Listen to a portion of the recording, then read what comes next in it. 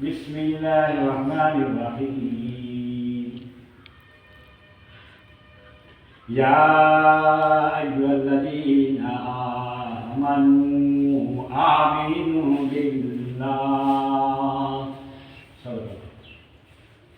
मेरे मुहतरम बुजुर्ग दोस्तों, ईमान का पहला जीना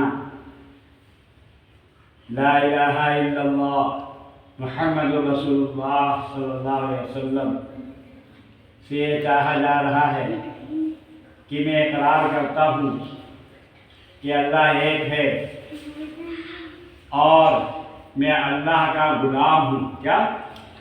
अल्लाह का गुलाम हूँ।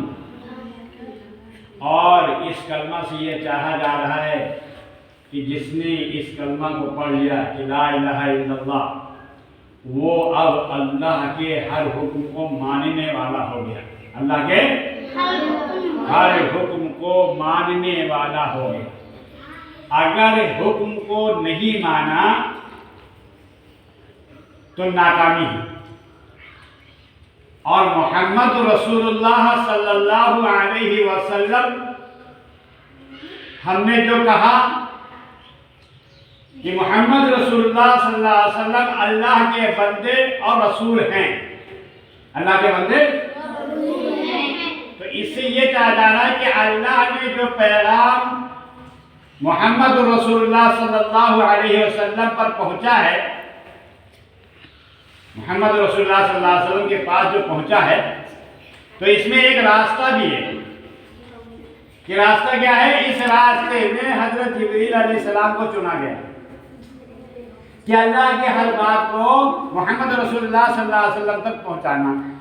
और मोहम्मद रसूलुल्लाह सल्लल्लाहु अलैहि वसल्लम ने उस बात को हम लोगों तक पहुंचाया ऐसा कि जैसा पहुंचाने का हक था। कि एक तो होता है खबर सुना देना, एक खबर एक ये होती है कि पूरा पूरा अदा करके बता देना। तो अल्लाह के नबी ने हर चीज करके दिखाया, हर चीज करके दिखाया। हाँ, ये नहीं कि मैंने आपसे कहा कि तुम अपनी अम्मी से कह देना कि नमाज की पाबंदी कर ले, अब तुम ऐसा करके दिखा दिया। अब तुम्हारी अम्मी नमाज नहीं जानती है तो उनके सामने वजू करो जिस तरह नमाज के लिए किया जाता है, और फिर मुसल्ला बिछाओ और फिर 2 रकात या 4 रकात नमाज पढ़ करके उसको दिखाओ अपनी अम्मी को। तो ये हुआ कि सही सही पहुंचाना। इस तरह अल्लाह के नबी ने सारी चीज बता दिया, है। तो अब हमें क्या करना है कि जब हजरत आदम अलैहिस्सलाम दुनिया में आए तो दुआ करते थे, अरसा गुजर गया, 40 बरस तक गुजर गए, लेकिन जब 2 रकात नमाज शुक्राना अदा किया तो फजर का वक्त था, और नमाज 2 रकात अदा करके और यूं दुआ मांगा कि रब्बना ज़लमना अनफुसना व इल्लम तग़फिर लना व तरहमना लनकूनन्ना मिनल खासिरीन। तो वो नमाज कौन सी है? वो फजर की नमाज है। फजर की नमाज तो सब जानते हो नहीं? हाँ। जानते हो? हाँ। ये बताओ फजर की नमाज में रकात कितनी है? 4। अच्छा, 4 एक दर्शन मांगी जाएगी या अलग अलग जुदा जुदा? अलग। कैसे? 2 रकात सुन्नत, 2 रकात फर्ज। तो पहले फर्ज पड़ जाएगी या सुन्नत? माशाअल्लाह। देखो क्या नाम है तुम्हारा? आयान ने कैसी बात बताई? सुन्नत क्यों पहले पढ़ी जाएगी? ये बताओ। सुन्नत इसलिए पहले पढ़ी जाएगी कि ये नमाजें फर्ज हो गई, ये नमाजें फर्ज हो गई हैं, इसलिए मोहम्मद रसूलुल्लाह सल्लल्लाहु अलैहि वसल्लम ने 2 रकात नमाज पहले पढ़ी और उसके बाद 2 रकात फर्ज पढ़ी। सुन्नत क्यों पढ़ी? कि फजर की सुन्नत छोड़ना नहीं चाहिए। फजर की सुन्नत छोड़ना नहीं चाहिए। फजर की 2 रकात सुन्नत ऐसी सुन्नत है कि दुनिया और दुनिया का माफिया जितना भी है, सबसे ज्यादा कीमती नफा वाला 2 रकात सुन्नत में है। सबसे बेहतरीन 2 रकात सुन्नत।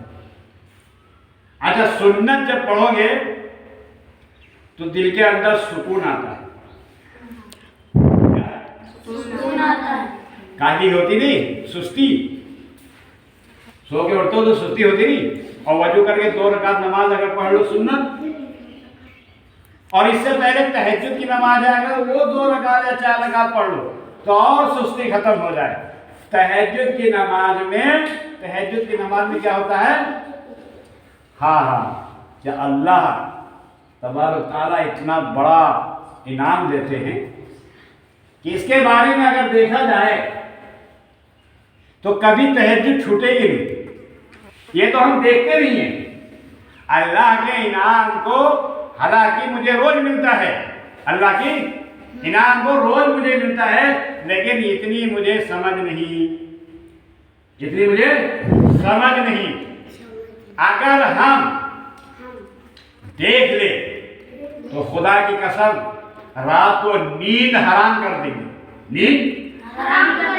नहीं सोएंगे कि हम अब तहज्जुद पढ़ के ही सोएंगे, तहज्जुद और फजर पढ़ के ही सोएंगे। लेकिन इंसान को सोना भी जरूरी है। इसलिए ईमान किन लोगों पर लाना चाहिए, किन चीजों पर लाना चाहिए, कैसे लाना चाहिए, क्यों लाना चाहिए, जो मेरी आखिरत की जिंदगी कामयाब हो जाए। आमन्तु बिल्लाहि, क्या है? व मलाइकतिही, फरिश्तों पर, व कुतुबिही, अल्लाह की किताबों पर, व रसूल, अल्लाह के रसूलों पर, वल यौमिल आखिर, क्या है? आखिरत पर। वल यौमिल आखिर व खैरिही व शर्रिही मिनल्लाहि तआला वल बाअस बादल मौत, यानी खैर आखिरत पर ईमान क्या है? कि हमें मरने के बाद दोबारा जिंदा किया जाएगा। मरने के बाद जिस इंसान को इन चीजों पर अमल करना आसान हो गया, खुदा की कसम दुनिया में भी कामयाब और आखिरत में भी कामयाब। अच्छा, 2 रकात सुन्नत के तो ये फायदे आपने सुन ली। फायदा तो बहुत है, लेकिन बताने में टाइम ज्यादा लगेगा, क्योंकि आप लोगों को अभी पढ़ना है, अभी दीनियात में चल रहे हो ना। तो अब 2 रकात सुन्नत के बाद कितनी रकातें फर्ज है फजर में? 2। अच्छा, 2 रकात फर्ज है। क्या है? फर्ज क्यों है? कि ये अल्लाह का हुक्म है। ये अल्लाह का हुक्म है। अगर हम 2 रकात फर्ज नहीं पढ़ेंगे तो अल्लाह का हुक्म नहीं है, इसलिए हम गुनहगार होंगे। क्या होंगे? गुनहगार होंगे और मैं कर्जदार भी हो जाऊंगा। फर्ज उसको कहते हैं जो अल्लाह ने बता दिया उसको करना बहुत जरूरी है, वरना तुमसे यह वसूला जाएगा। कर्ज फर्ज होता है। कर्ज जैसे मसलन तुम्हारे पास खाने की कोई चीज नहीं है और खाना क्या है? जरूरी है। अगर खाना तुमको नहीं मिलेगा तो तुम परेशान हो जाओगे, पानी नहीं मिलेगा तो परेशान हो जाओगे, तुम्हारे जिस्म को कमजोर कर देगा। इसलिए खाना सुन्नत है, और खाना एक हिसाब से फर्ज भी है। कि अगर खाना नहीं खाओगे तो परेशान हो जाओगे। तो इसलिए अगर नमाज फर्ज अदा नहीं करोगे तो परेशान हो जाओगे।